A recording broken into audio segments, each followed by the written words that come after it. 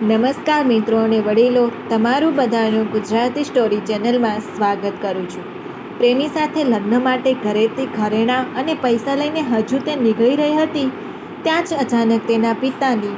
જો આ સ્ટોરી તમને પસંદ પડે તો આ ચેનલને સબસ્ક્રાઈબ, લાઇક, શેર અને કમેન્ટમાં અભિપ્રાય જરૂર આપજો. રાત્રિના 2 વાગ્યા હતા. શહેરની ભાગદોડ શાંત થઈ ગઈ હતી. માત્ર દૂરથી કોઈ રાત્રિ બસના એન્જિનનો અવાજ સંભળાતો હતો. એવામાં જાનકીનો મોબાઈલ ફોન રણક્યો.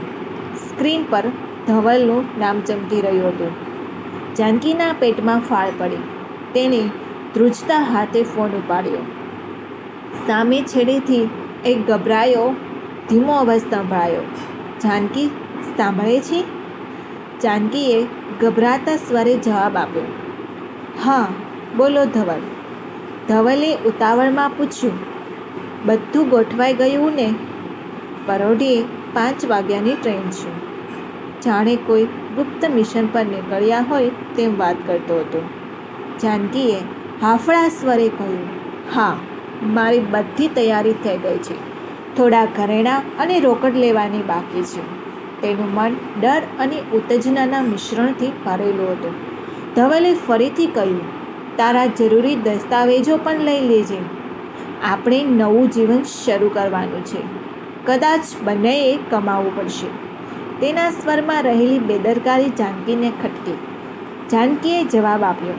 ઠીક છે, બધું લઈને તને ફોન કરું છું. ફોન મૂક્યા પછી જાનકીના હાથ ધ્રુજવા લાગ્યા. તેણે પોતાની માતાની તિજોરી ખોલી.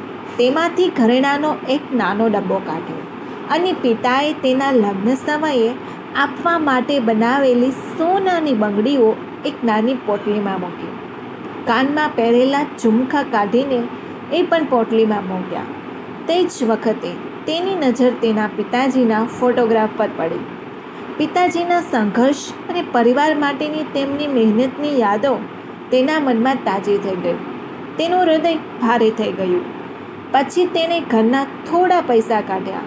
આ એ જ રકમ હતી જે તેના મોટા ભાઈના ચિરાગના ઉચ્ચ અભ્યાસ માટે તેના પિતાએ ભેગી કરી હતી.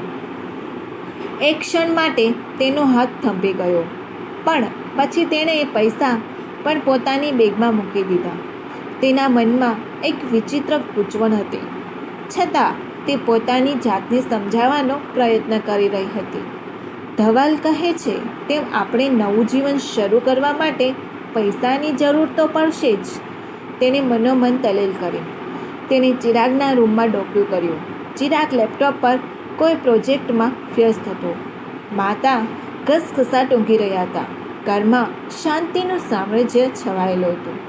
પોતાના રૂમમાં પાછા ફરીને તેણે ધવલને ફોન લગાવ્યો. બધું તૈયાર છે.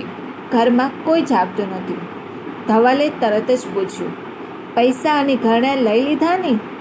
આ વખતે જાનકીને ધવલનો આ સવાલ તીરની જેમ વાગ્યો.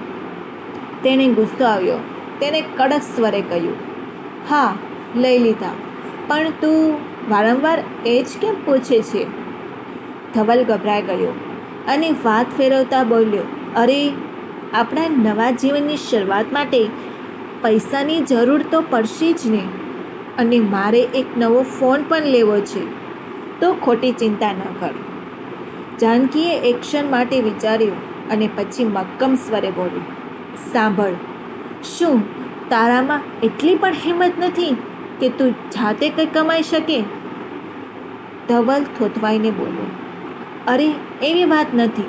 બસ લગ્ન પછી બધું આપોઆપ ઠીક થઈ જશે. જાનકી હવે ચૂપ થઈ ગઈ. તેને ધવલની વાતોમાં કોઈ વિશ્વાસ રહ્યો નહોતો. થોડી ક્ષણોની શાંતિ પછી તેણે કહ્યું, સાંભળ, હાલ પૂરતો આ ભાગી જવાનો પ્લાન આપણે રદ કરીએ છીએ. પહેલાં તું કંઈક કમાઈને બતા. જ્યારે તું 2 મહિનાનો ખર્ચ ભેગો કરી શકે ત્યારે મને બોલાવજે. જો તું એ નહીં કરી શકે તો મને ભૂલી જા. ધવલ કંઈ બોલવા જતો હતો ત્યાં જાનકીએ ફોન કાપી નાખ્યો. જાનકીએ ધીમેથી તેના માતાના રૂમનો દરવાજો ખખડાવ્યો. માતાએ અડધી ઊંઘમાં પૂછ્યું, શું છે બેટા, આટલી રાત્રે? જાનકી શાંતિથી કહ્યું, માં, મારે નોકરી કરવી છે. જ્યાં સુધી ચિરાગનું ભણતર પૂરું નહીં થાય ત્યાં સુધી હું ઘરના ખર્ચમાં મદદ કરવા માગું છું. માતાએ જાનકીના માથે હાથ ફેરવ્યો. તેમની આંખોમાં ગર્વ અને પ્રેમ છલકાઈ રહ્યા હતા.